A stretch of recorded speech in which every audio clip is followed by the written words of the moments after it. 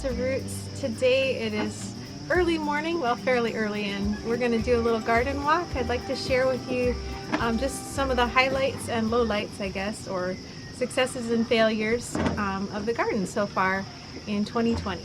We're going to start right here. This is a totally new bed right next to our root cellar stairs, and we've called it Esther's bed because most of this is things that she started from seed. The cucumber has done really well. It's starting to dry up now, but we've gotten so many of these Olympian cucumbers. So we definitely want to do Olympian cucumbers again next year. We also like market more, and we're still trying to find a good pickling cucumber. So if we had comments, I'd have you comment below, but unfortunately YouTube still has control of our comments. So if you're on Facebook, please share if you have a pickling cucumber that you really like, because we're looking for a good one. And we also have pink brandywine, one of our favorite slicing tomatoes growing, and these got a late start and they're pretty much growing on top of clay. We put a little bit of topsoil and compost in this new bed, but not much, so I'm really thankful that they're doing so well in this spot.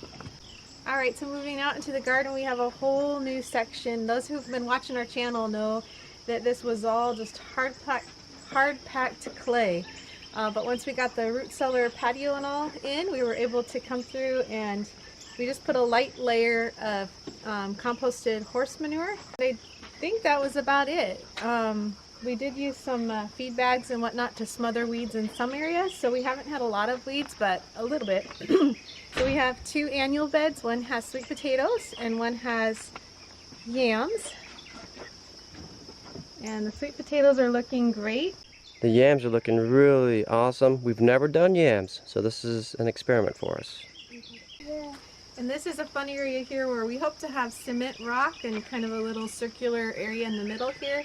It's mostly going to be perennial flowers and herbs, but I'm probably going to leave a couple spaces open for our favorite little lemon squash.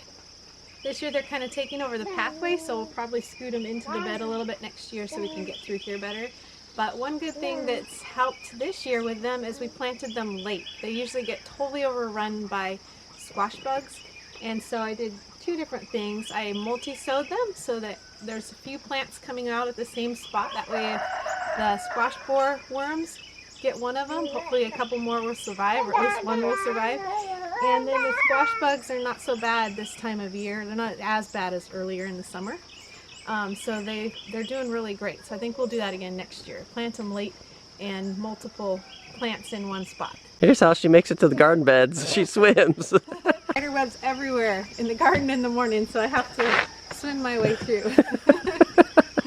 So now I'm standing in front of what used to be our potato patch, and it is now winter squash. So I did the same thing as with the lemon squash this year. We planted them late in hopes that there wouldn't be quite as much bug pressure.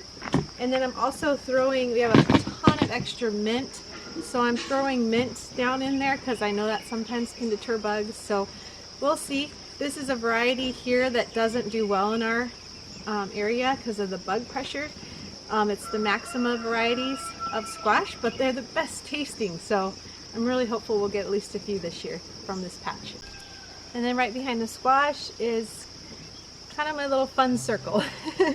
Got a lot of perennial flowers and herbs going in here, and then some annuals mixed in as well.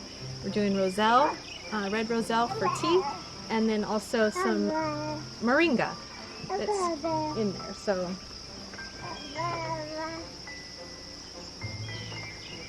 alright, then as we venture further into the garden, we have 6 beds that are all annuals. So we plant different things in them every year. And we use these beds a lot in the winter time as well. A lot of them have special needs, like we'll cover them with bug cover, and then in the winter time we'll use fabric to cover. So right now we have tomatoes, we have a turkey bed. The turkeys have been hanging out in this bed over here during the day. We have a second or a third planting of bush beans. Blue Lake, I believe. We have an empty bed that's waiting for some fall crops to go in. And then we have this beautiful little dahlia that I got 2 years ago for Mother's Day that I'm super happy about. I love it. The kitties are going through. It's feed time for the kitties, so we're waiting for them. Next is chard. This is 5-color silver beet, like a rainbow chard that is my now favorite chard. I think we'll be growing it every year. We just keep the bug cover on it because of all the bugs. Even with the bug cover, it gets some bug damage, but not too bad. It's been growing and feeding us all summer long. Still doing great. And this is our favorite kale, still holding on, also under bug cover. It's blue curled Scotch kale, and you can tell we've been eating on it all summer long, and they're still hanging on. This is a problem we've had this year and never had before. Some kind of critters getting into our garden and eating our tomatoes just before they get ripe. Look at that. And it's not a little critter, it's something big enough to get them down and munch them. So I've been having to harvest the celebrity tomatoes when they're still a bit orange before the critters get to them. Something else I'm excited about this year that's a first for us. We've done rhubarb in the past and it hasn't done well, but this year it's doing really well. And we've actually harvested. I've done a lot of freezing. I'm getting ready to make some strawberry rhubarb jam soon. So I'm really thankful. It doesn't like the heat, so I may end up transplanting it to a more shady area next year. We'll see. Or I may just see if I can find something that can help shade them that will grow fast. We've done tall zinnias in the past. This year I did little short ones, so they're not really shading that much. Alright, this back raised bed by the chicken yard, we have success and failure. The walking onions are doing fantastic. We've harvested a bunch and they're coming back already with new green shoots right now. Have a bunch of little sets to plant. So next year this bed should be just completely full of walking onions. But we did tomatoes in this bed as well, and the tomatoes are not doing as great. The soil is a bit hard, and they're just struggling.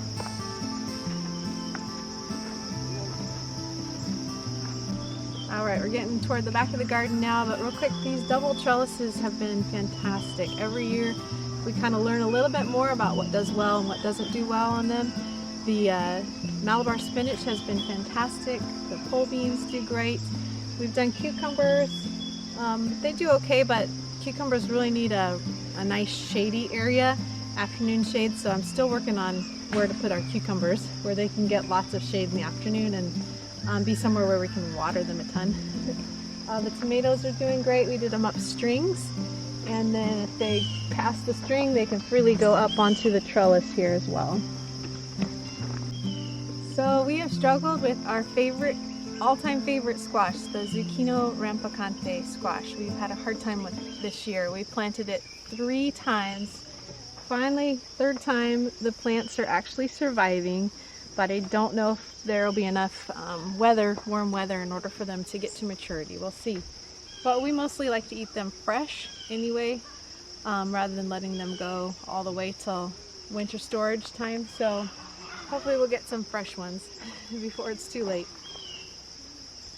Esther's garden is back here. It's been beautiful. She's got mostly flowers, but she also had some tomatoes and radishes and lettuce that we harvested, and it's been really fun just to see all the variety of flowers she's got in her garden. We have another double arch trellis in this kitchen garden, and this one we did the purple pole beans, which is one of our favorites. They're still producing. Usually they kind of give up when it gets really, really hot and then kind of come back again. This year they just kept on going. We tried to make sure to water them more this year, so we're still harvesting the purple pole beans here.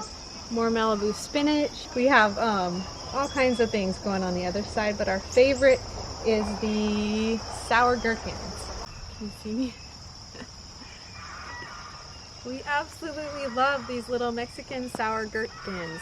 We usually harvest them before they're even ready because they're so good. So next year they're gonna go into a special little spot closer to the house where we can just let them go crazy and snack on them whenever we want. Alright, we're gonna go to the front garden, but first we're really excited to be getting a few little apples this year. Real, like, full-size apples. We've had just little teeny ones in the past, but this year we're gonna have a few nice big ones, so super encouraging.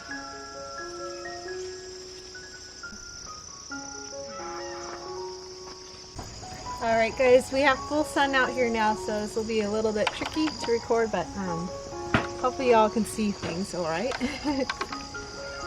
We can't really get in the door anymore because of the watermelon. That's been a real blessing. This Orange Glow watermelon has produced amazing this year.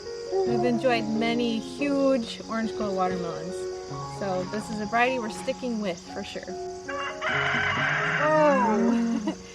This one's ready. It's huge. This might be even bigger than our 24-pounder. It is enormous. This one too, look at that. That one's ready. Wow. Got a lot of watermelon to eat. I think we're gonna need to share some more watermelon with another family. What a crying shame to have excess. Tucked in some more squash over here, winter squash. Again, we'll just see what it does. We planted late, so hopefully the bug pressure wasn't as bad. Hopefully we'll get some. We have another double arch trellis out here, and we did the Chinese red noodle beans on here. I think we planted too many though. We can't keep up with them. So I was hoping that maybe we could use the dry beans from them, but the dry beans are kind of small and shrivelly. We'll probably still gather some, but next year I need to plant less of these. We like them, but not this much. We don't like them raw. No. And on the other side we have rattlesnake. It's another pole bean that we planted. This is our second set of just the regular pole beans, and this one is a variety that's dual purpose. It does really great for dry beans as well, so we'll be saving those beans in the fall. Hey, Billy Boo. You ready to go swimming, honey? Give me a smile.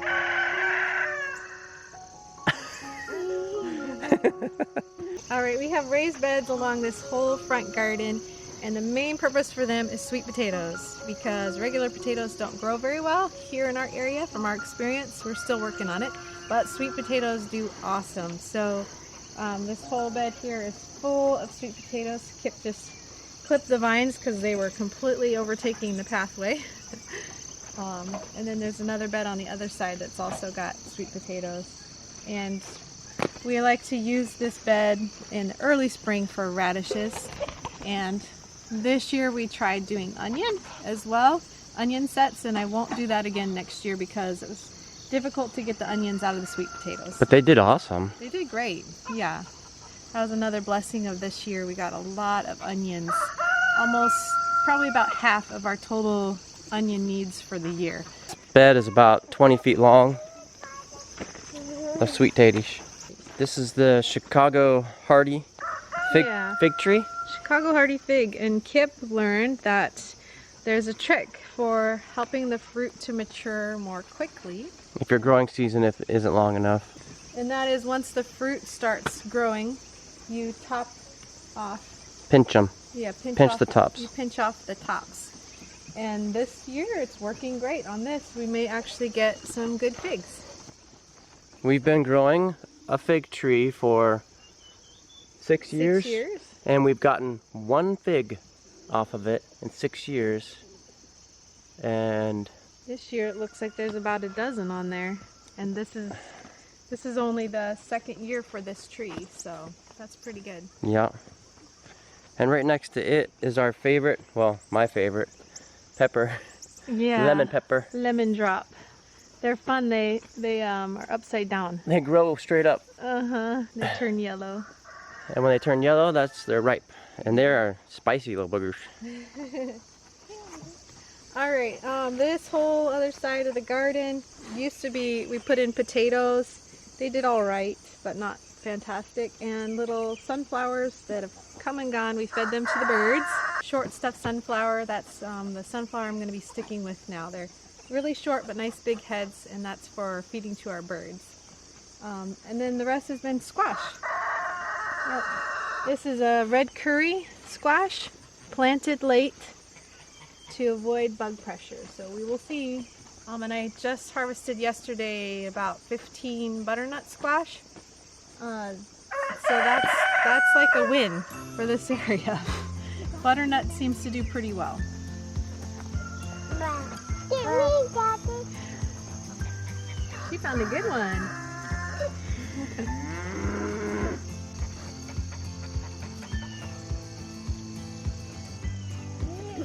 Trellis climber. This is our favorite trellis climbing thing that we produced.